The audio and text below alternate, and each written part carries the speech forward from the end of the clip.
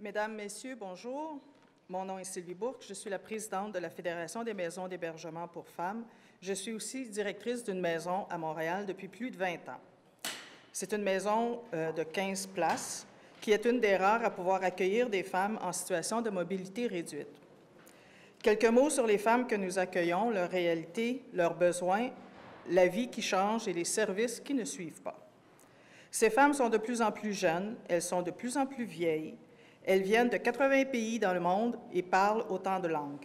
Elles viennent de tous les coins du Québec. Elles sont passées par des routes que nous ne pouvons pas imaginer. Même si la violence n'est pas exclusive à une classe sociale, les femmes hébergées ont généralement peu de moyens financiers.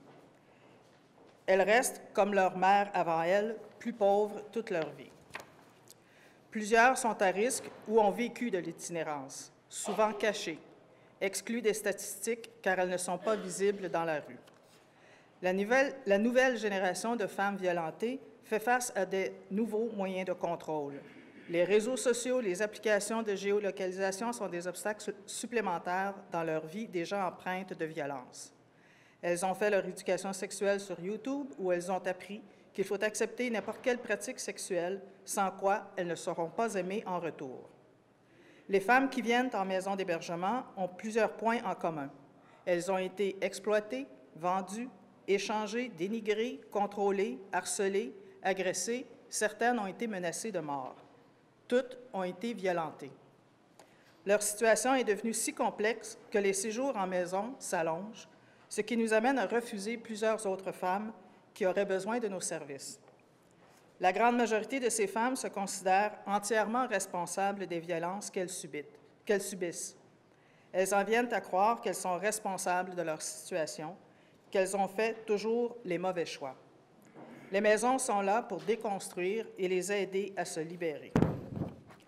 Les maisons d'hébergement sont des milieux de vie du 24/7 en première ligne, une vie communautaire, des partenaires impliqués dans la communauté afin d'offrir à ces femmes les ressources dont elles ont besoin pour briser le cycle de la violence. Les maisons sont des organismes essentiels pour la sécurité des femmes et de leurs enfants. Elles sont aussi en première ligne de la prévention et de la sensibilisation contre la violence envers les femmes. Malheureusement, notre situation financière est désormais criante. Par manque de ressources financières, les maisons ne peuvent plus réaliser leur mandat. On doit fermer des chambres, on doit diminuer l'offre de services externes, on doit gérer les listes d'attente, on ne peut plus accompagner autant de femmes dans leur démarche, on ne fait plus de sensibilisation pour ne pas créer une demande à laquelle nous ne pourrons pas répondre. On se prive de services d'interprétariat, faute de budget, etc.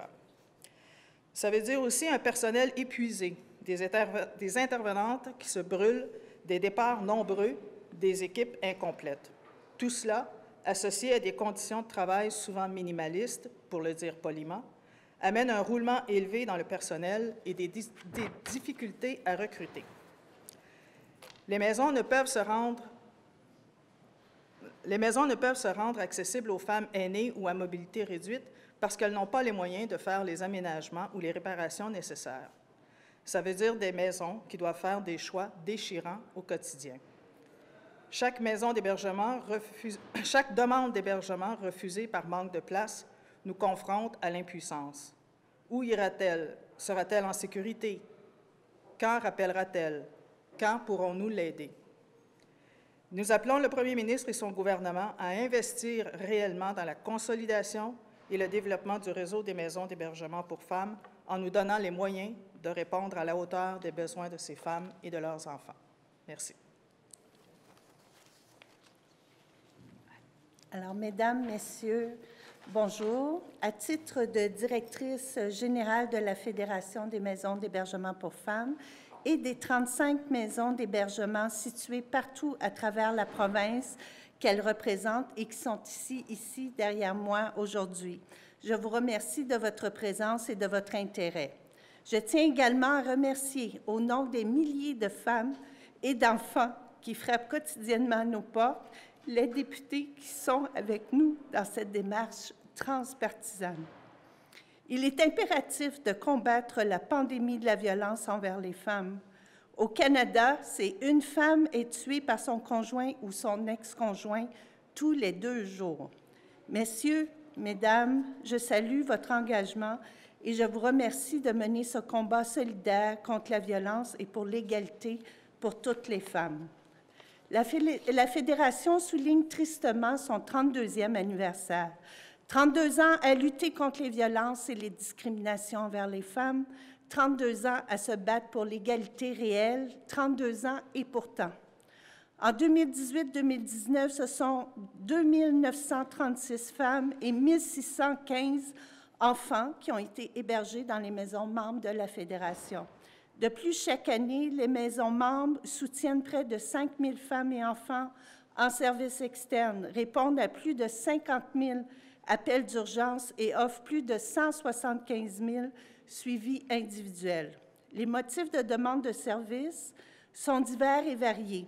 Violence conjugale, violence familiale, violence basée sur l'honneur, la traite, agression ou exploitation sexuelle, itinérance et j'en passe. En plus de subir de nombreuses formes de violence, les femmes doivent composer avec les conséquences de ces violences. Elles doivent développer des stratégies de survie pour y faire face. Vivre un parcours d'itinérance, vivre avec des problématiques de santé mentale, vivre avec des enjeux de consommation. Parmi les femmes hébergées, en plus d'avoir vécu plusieurs formes de violence, physique, psychologique, verbale, sexuelle, économique, de post-séparation, il y a 19 % qui ont déclaré avoir été victimes de menaces de mort.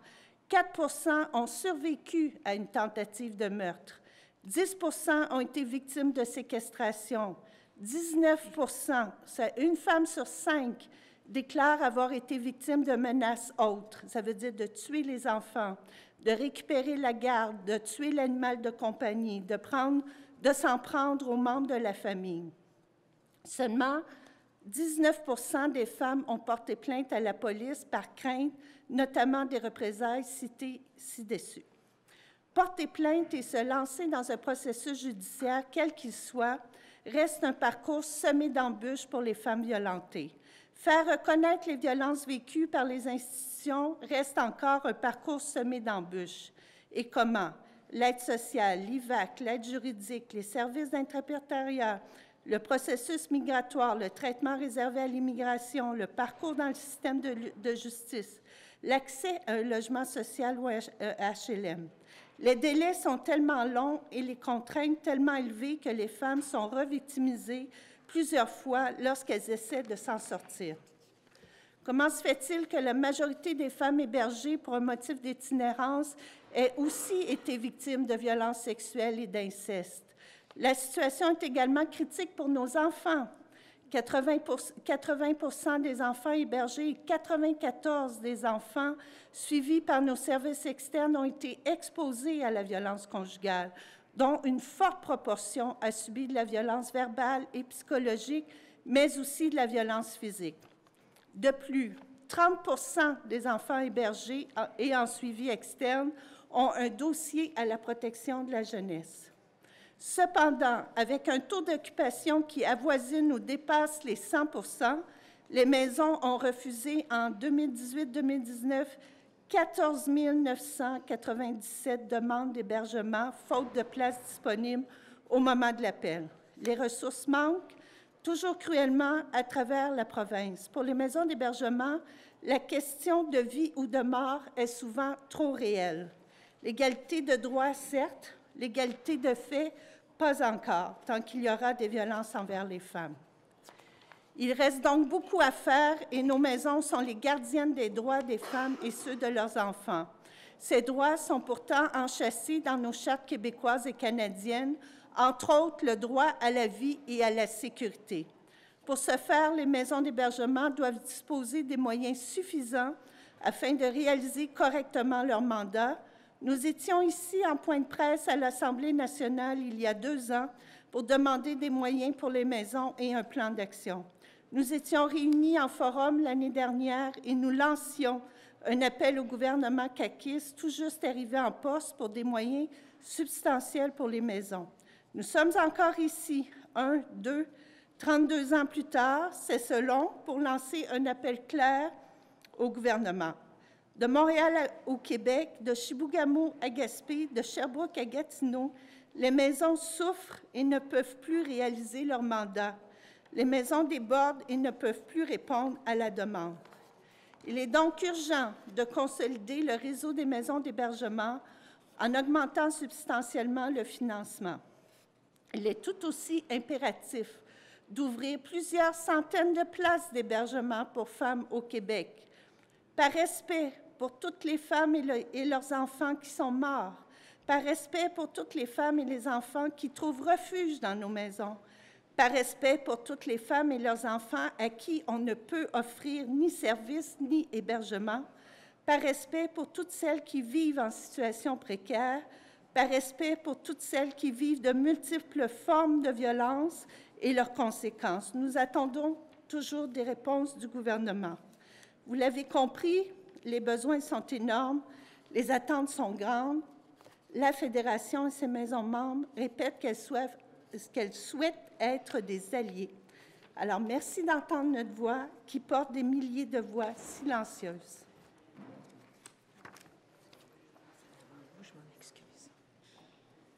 Bonjour.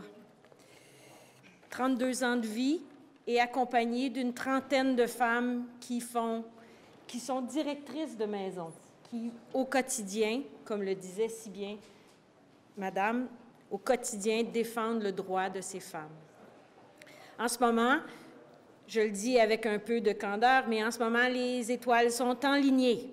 Le gouvernement du Québec, avec l'ensemble des partis, se sont arrêtés pour parler de la DPJ, de la violence faite aux femmes, aux abus sexuels. Le gouvernement se targue d'être un gouvernement des familles. Bien, les familles, ça commence par la protection de la voix de ces femmes qui ont choisi de prendre des décisions et de vivre une vie juste et égale aux autres. On a l'obligation de faire en sorte que ces femmes aient un endroit où elles sont protégées, où leur voix porte et où leurs enfants ne seront jamais en danger. Sincèrement, c'est avec conviction que je joins ma voix à celle de mes collègues pour faire en sorte que le gouvernement regarde l'aspect budgétaire avec beaucoup d'attention et investisse dans les maisons pour faire en sorte que les femmes du Québec aient un endroit sûr et sécuritaire pour s'y joindre. Avant de laisser ma place à mes collègues, je veux remercier toutes ces femmes qui, jour après jour, accueillent, soutiennent et écoutent ces femmes et ces enfants qui arrivent dans cette maison, qui est la leur, le temps qu'ils y sont, pour pouvoir faire en sorte qu'ils s'y retrouvent et qu'ils se retrouvent une voix pour faire face à ce quotidien. J'espère sincèrement que cette voix portera jusqu'à l'oreille du Premier ministre.